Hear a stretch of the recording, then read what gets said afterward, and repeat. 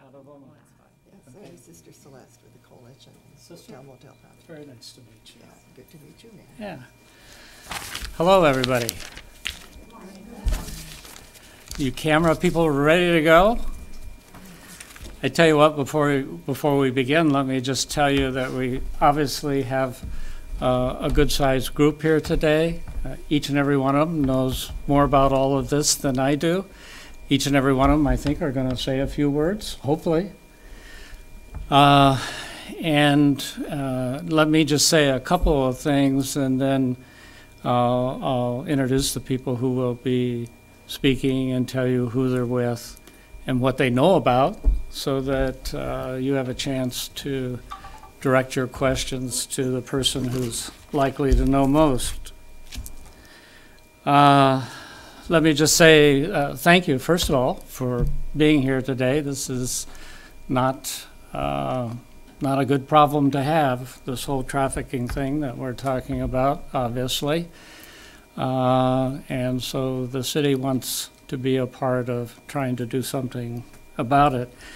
And I'm pleased to announce that we're joining today the Coalition on Human Trafficking in their very worthy initiative to stop human trafficking by working with hotels to identify trafficking signs. Obviously, in this instance, we're talking about sex trafficking for the most part. Am I correct? Mm-hmm. But human trafficking goes into slavery in different forms, as I understand it. Hotels, motels are commonly utilized for human trafficking without the knowledge of how to positively identify a potential trafficking situations. Victims will continue to be transported from hotel to hotel and city to city. And in case you're wondering, I am informed, and you will know and hear from our law enforcement people, that indeed trafficking occurs everywhere, and it occurs in this city. The Coalition's project will assist local hotel staff to realize, to recognize, and to respond to human trafficking. Staff will be educated on the signs of human trafficking and how to respond and how to inform law enforcement. In the near future, local hotel managers will receive a letter from me asking them to participate in this program. No hotel is too large or too small. We don't want this crime committed anywhere in our city, and I am strongly encouraging hotel managers to take advantage of this training.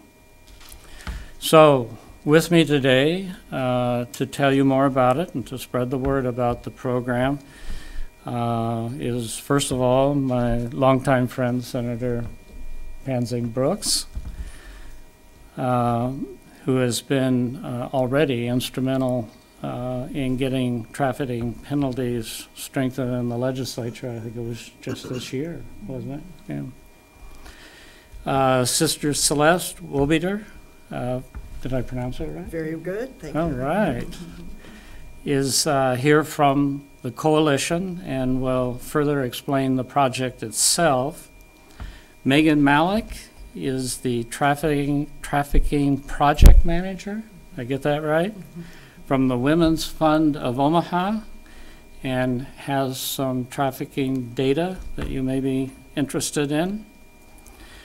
Our police chief, Jeff Bleimeister, and the Lancaster County Sheriff, Terry Wagner, are both here and will hopefully add some words of support for the program.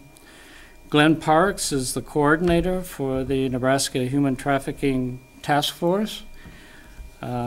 He'll explain the task force work and the alliance with the Coalition.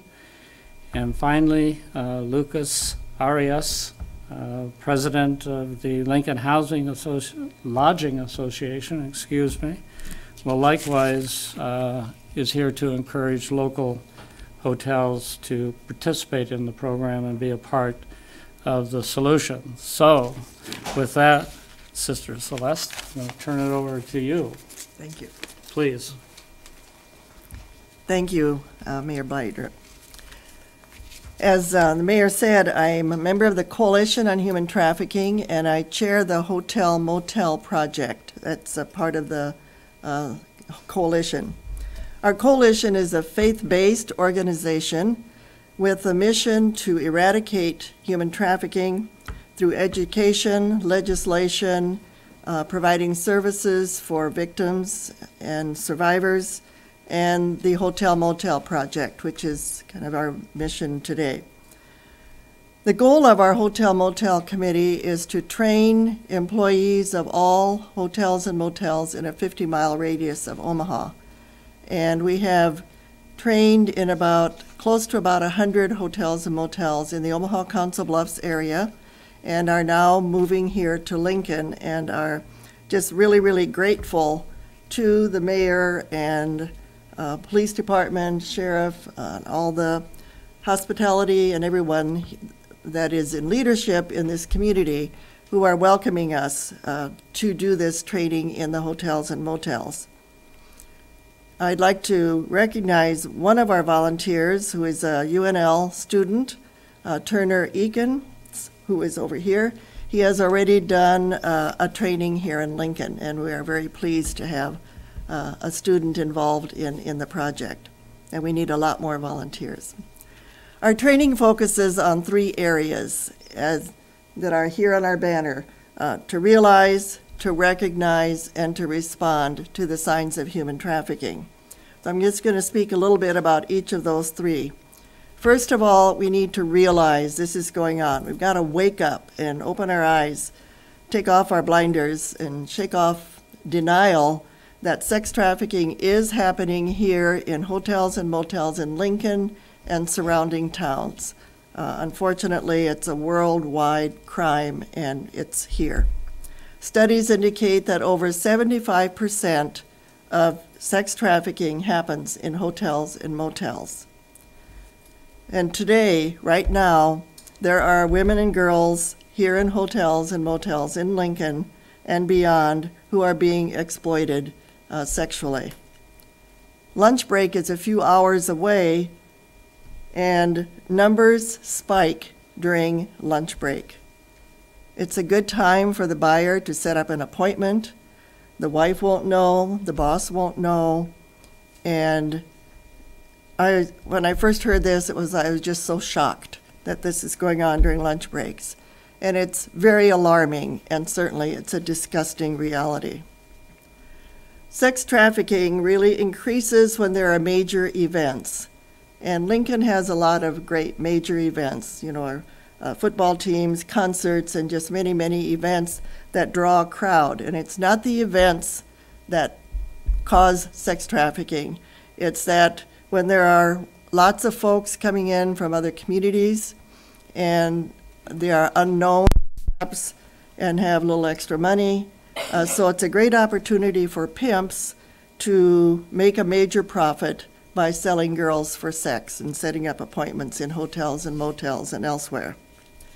So to realize we got to wake up, we've got to be alert, we have to have our eyes open. Then once we realize, then it's like, okay, how do we recognize the signs of trafficking? And that's one of the things we do in our training, is to indicate what are some of the signs that the employees can observe. And employees, we mean front desk, maintenance, managers, housekeeping. Housekeeping is really key. Anyone on staff, restaurant staff, anyone on staff, to recognize the signs and then to know how to respond. And that's the 3rd step. First we realize it's happening, then we recognize the signs, and then the next step is how do we respond? And we'd encourage people, when there's immediate danger, to call 911. If it's not immediate danger, then to call the Human Trafficking National Hotline number, which is 888-3737-888. And they will contact a local person here that will do the investigation and check out what's happening. So our goal then, again, is realize, recognize, and respond to sex trafficking. It's a major, major issue, and it's so rampant everywhere. However, if we can all work together as we are now, we can bring hope and an end to this. And before I end, I'd like to introduce Kathy Kemmler here. She's the coordinator of our Hotel Motel project, and Kathy's always looking for volunteers. So if there's anyone who would like to volunteer to be a trainer, see her after this session. And our next speaker is Megan Malik, who works with the Women's Fund of Omaha, as the mayor said, and she's a trafficking project manager. And our coalition's really very grateful to the Women's Fund for their financial and ongoing support in many ways. So Megan. Thank you, Sister Celeste, and thank you to everybody for being here this morning, and for the mayor for hosting us and allowing us to really tackle this issue in Lincoln. We are pleased to be here in support of the work being done in the Lincoln community to create awareness, provide education, and reduce trafficking. The mission of the Women's Fund is to examine issues and conduct research to provide informed support for initiatives that improve the lives of women and girls. We are committed to a comprehensive approach to ending sex trafficking, including strengthening survivor leadership, enhancing service providers' capacity, and increasing education and awareness, and changing policies and practices. Sex trafficking is happening in our communities. No neighborhood or zip code is immune. And sex trafficking not only happens in our backyards, but it happens with the click of a smartphone.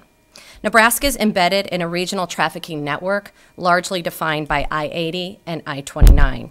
These interstates also facilitate national movement.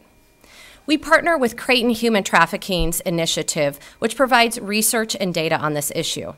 Through this research, we know that Nebraska has 5 backpage sites, much like Craigslist, where you can buy and sell human beings. And it accounts for about 80% of the online commercial sex market. Lincoln is one of those cities listed. Lincoln averages around 200 unique individuals bought and sold for the sex in a 30-day period. 200 individuals in 30 days. From the research, we know that 70 to 75% of those sold for sex online, often multiple times, show some indicator of sex trafficking. It's also important to note that not only women and girls are trafficked, but men and boys. Individuals of all genders are trafficked, and of all ages can be trafficked. We also know that when major events are hosted by a city, there is a drastic increase in the occurrence of trafficking. So we must be vigilant to know the signs. The Women's Fund has a strong partnership with the Coalition on Human Trafficking, who provides critical role in raising awareness and also educating the Hospitality Association and providers, an important part of the solution, as a large portion of sex trafficking does occur in hotels. We hope hotels and volunteers in the Lincoln area go to www.notrafficking.org today and volunteer to either have your hotel trained or volunteer to educate individuals on the signs of human trafficking. Lincoln leaders, service providers, and law enforcement are already doing some amazing work to fight this issue. I am honored to work with these partners as we take a stand to end sex trafficking in Nebraska, because it really will take every one of us working together. We can no longer ignore this issue. I want to take just a second and point out some really important people that are also in the audience today. The director of our Child Advocacy Center locally in Lincoln, Lynn Ayers, has been fighting this issue for a long time and really taking a stand against child abuse, child sexual abuse, and child sex trafficking. Ivy Bloom, who works for the Department of Health and Human Services, Children and Family Services, really has provided leadership within that department to create the response for youth who are sex trafficked, and we're really fortunate to have her. And Shriyani, welcome back. I thought you were still gone. Shriyani Tidball, professor at UNL, who has also been fighting this issue and researching, providing research, local research on this issue for a long time. So we're really fortunate to have these leaders here with us today. as well as these important leaders. And I am so pleased that I get to introduce Senator Pansy Brooks today, who I have felt really grateful to stand alongside and to support. For the past 2 years, she has been leading the fight legislatively against sex trafficking and has seen some really critical legislation being passed. And I want to just tell a quick story. I was in Nashville a month ago, and I was talking to a judge about things that needed to still be done in Nebraska, and she said, you know, you can look at it legislatively, but it'll take, 3-5 years to probably get it passed. And I said, no way. Not in Nebraska. We are serious about this, and we have a senator leading this charge. And then I told her about the bill that we got passed in 1 year, and she said, can I come to Nebraska? So it is my pleasure to introduce Senator Pansy Brooks. Thank you. Well, thank you. I'm so honored to be here and so honored to be in this group of people who are so passionate about such a despicable problem in our society. I'm so grateful that the mayor has taken this on as a mission, that the hotel and motel industry is willing to stand up and take a fight. This really is an indicator of something that does take a village. And the fact that law enforcement is involved here, and of course, the Women's Fund has been integral to this entire fight. The fact that they've been willing to raise money and raise awareness and work with the Attorney General's office has really been integral to this whole battle. It really has been a sea change of understanding in Nebraska. And that's what's been so important about it, is that we have got to understand that trafficking exists here, that it is a despicable industry. It is second only to the in crime to the drug trade. And the thing that makes it more despicable is that it is a reusable commodity because it's the sale of human flesh. So when you think about it in those terms, and then you think about the fact that the first time that a person is first commercially sold for sex and trafficked is age 13. Think of that. The first time that someone is first commercially trafficked is 13. That is something that we need to rise up and say no more. So I have been moved by the research by Professor Tidball and her partner at the university, Dr. Rajaram, who created an incredible study, the people at Creighton who created information in a study so that we could understand this better and understand the true damage that's happening to our children and our young people in our communities. 2 years ago, what I felt compelled to do was to help people understand that we have been treating the victim as a criminal. We have been treating those who are trafficked as criminals and charging them with prostitution. For my bill, I had a person who'd been trafficked come and testify that she had been arrested 156 times, and that her trafficker had never been arrested, and that the purchasers also had never been arrested to her knowledge. And I like to use the words trafficker and purchaser because that seems more real in our society than pimp and John. I think it's more likely that we would know a trafficker or a purchaser than the fact that we might know a pimp or a John. And I do believe that we may know these people in our own community. And so this is a sea change where we have to say no more. And I'm so grateful because the Attorney General, Doug Peterson, worked so hard to go out across the state and help inform law enforcement about what is going on and to start helping them realize this is not the good old boy system of just somebody out having fun. One thing that was really important for people to remember in the legislature was that people were confused about prostitution versus trafficking. Prostitution is a consensual act, and trafficking is not. It's a terrible act with abuse and trauma, and these people are actually not in control of their housing, their money. It's a totally different act.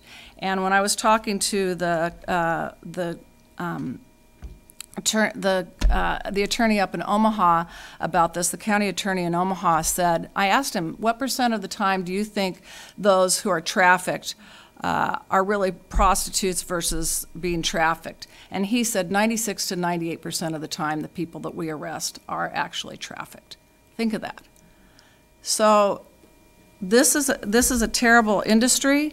It's so important that all of these wonderful people are involved.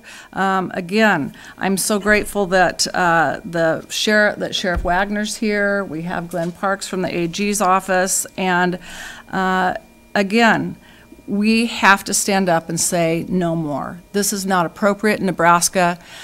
People are probably not as aware of it because before we started looking at it as a state crime, it was a federal crime. And the problem was it was difficult when they finally, to arrest somebody, they had to take 1 or 2 girls across state lines. Well, at that point, the FBI isn't going to rise up and alert about the fact that 1 or 2 young people are being taken across state lines. They've got a lot of other things going on.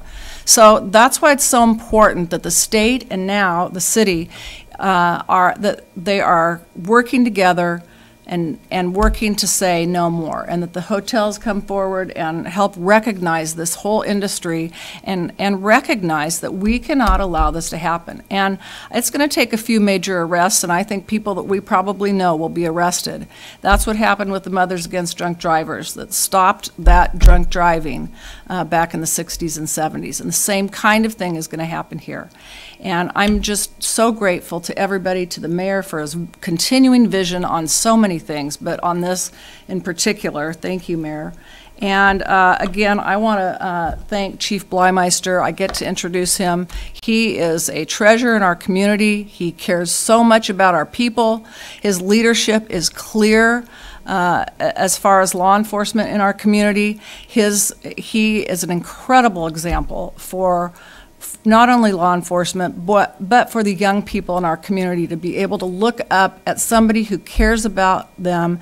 And it's clear when you talk to this man how fortunate we are in Lincoln to have him leading our law enforcement. So it's my honor to introduce Chief Bleimeister. Thank you. Thanks. Thank you. Good morning. I want to start by saying human trafficking occurs in our community. And the educational campaign that is being talked about here today is just another great example of the positives that can occur. We have great lines of communication with our hotel and motel networks. And this will only expand that lines of communication where they are going to notify law enforcement or in not an immediate response needed, the human trafficking network, that problems are occurring. And so thank you for taking the time and organizing the volunteers, including the students at the University of Nebraska. And I can't remember, you're associated with a particular fraternity. SIGEP. Okay.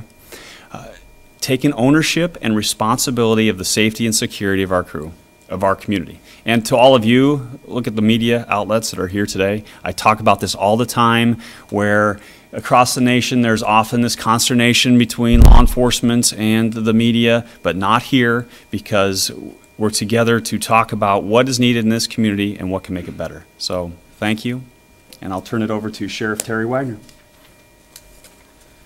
Well, thanks, Chief. Senator Pansing Brooks kind of hit the nail on the head. Mothers Against Drunk Driving changed the national culture and the societal norms about drunk driving. The same thing happened when meth labs were a huge issue in Nebraska. It was the educational component along with the enforcement component.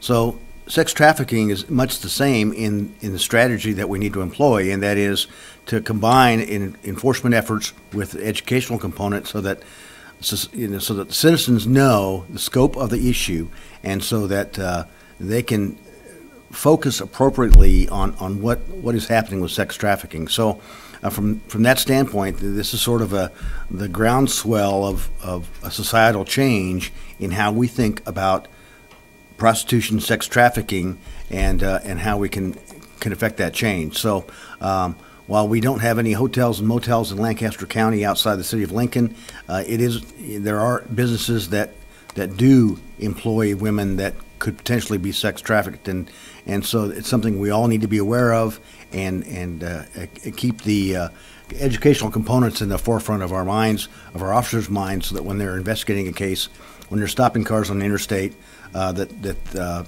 these issues are in their mind and they can take appropriate action. So with that, thank you all for being here. I appreciate it. And I'm pleased to introduce Glenn Parks with the Attorney General's Office. He's a coordinator for the Nebraska 6 Trafficking Task Force. So, thanks, Glenn. Well, I actually just want to be here to thank Kathy and Sister Celeste and everybody involved in this, the Hotel Motel project.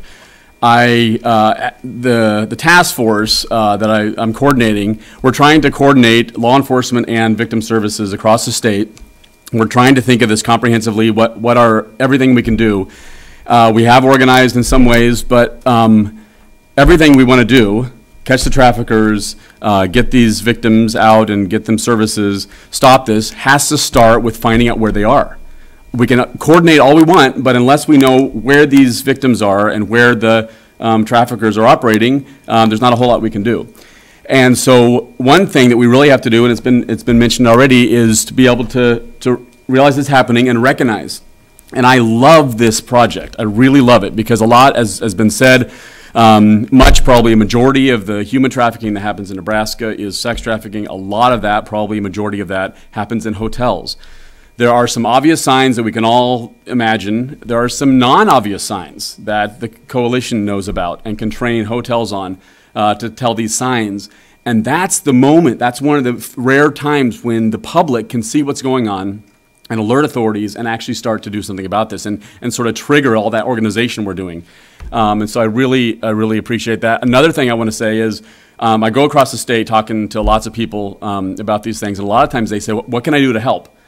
And I think this is an excellent example because Kathy would tell me you don't have to be a sworn officer of the law, you don't have to be a nurse or a trained counselor, and yet you have to invest a lot of time. You have to have a teacher's heart, probably that helps because you're informing hotel staff. But I think this is a great way that people who want to get involved and plug in can do so. And again, I want to give a shout out to the university and the fraternity house. A friend of mine and I, a colleague of mine, went and spoke about human trafficking.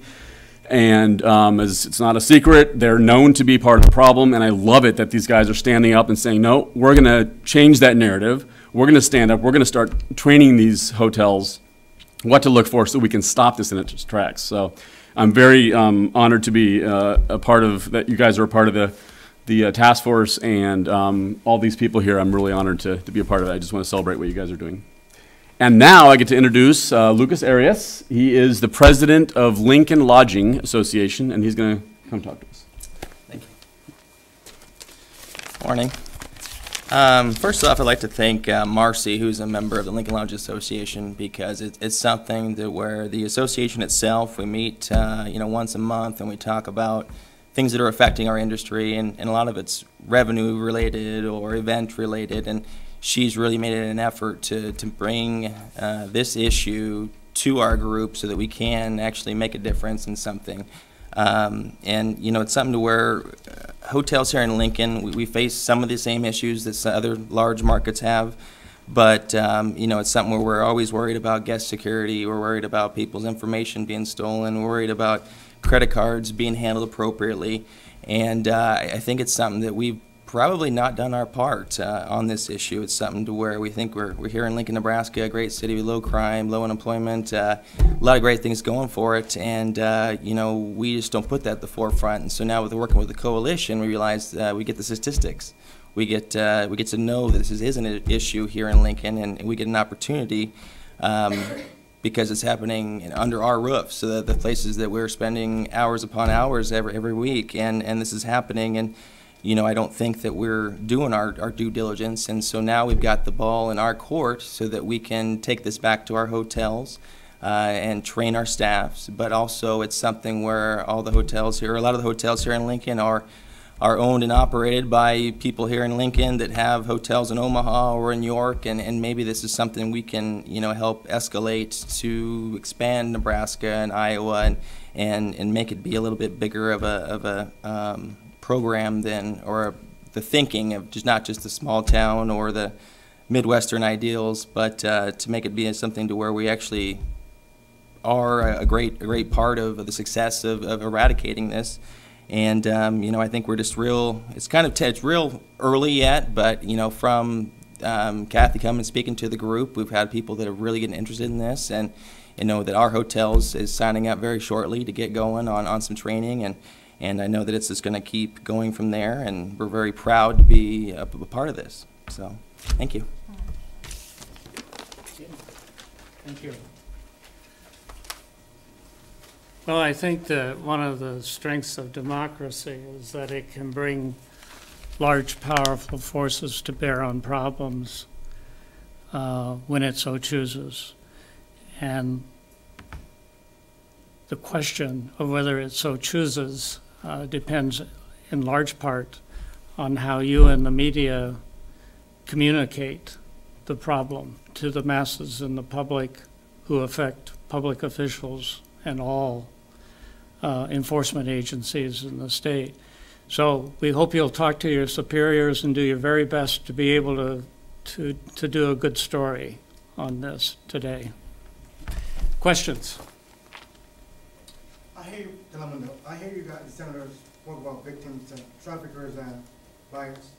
What are you guys are doing to help with the victims? What programs are out there to protect the victim? Because if a child is put for sale, 13 years old, and she's discovered by 25, 27, all you know is prostitution. So what are we doing to ensure that they change their life? Sister, is that a good question for you, or who would be the best to respond to that? Okay. So statewide, the Salvation Army co-coordinates the task force with the Attorney General's office, and they are working with local programs across the state and local communities to ensure that we have the services ready to go.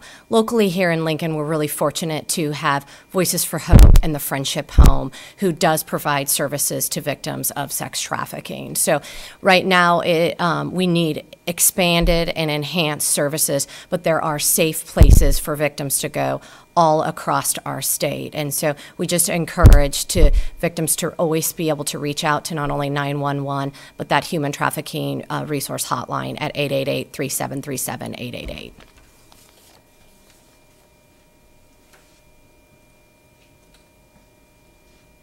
Good to go?